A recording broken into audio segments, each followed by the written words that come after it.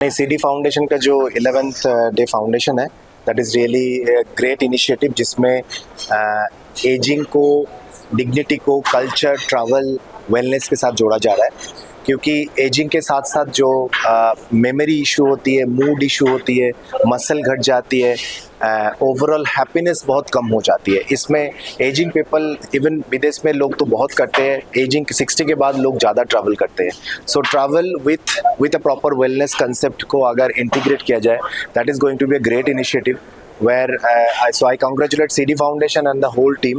I also run a NGO called Healthy Aging India, so we will support them from our side also, and I think this is a great initiative to keep healthy and maintain a dignified aging.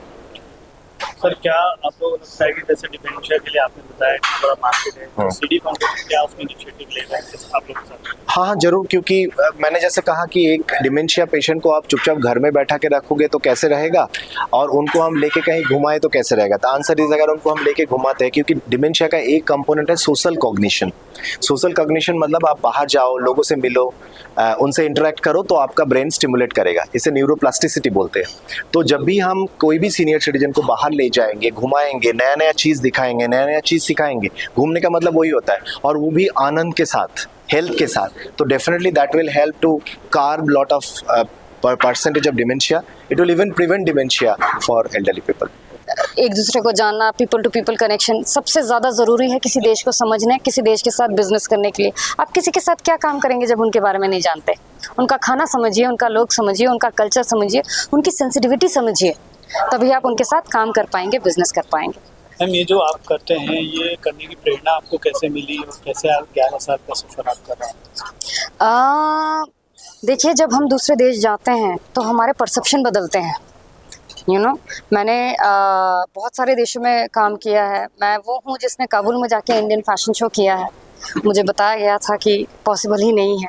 वहाँ मैंने पंजाब का fashion promote किया था, काबुल का fashion promote किया था। अपने में एक यूनिक एक्सपीरियंस था। इतनी सुंदर देश है, इतने सुंदर लोग हैं, खाना कितना अच्छा है। सिमिलरली मैंने यूके में भी काम किया है, मैंने यूरोप में भी काम किया है, मैंने रशिया में भी काम किया है।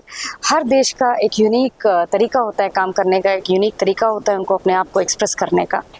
एंड कल्चर और फूड से बेटर और क्या तरीका हो सकता है? इसके अलावा आप क्या समझते हैं कि सबसे बेस्ट पॉजिटिव स्टेप है किसी भी कंट्री के साथ? हाँ जी, हाँ जी, हाँ जी। आप जाइए ना, आप उनका खाना समझिए, उनके लोग समझिए, उनके कल्चर के बारे में समझिए।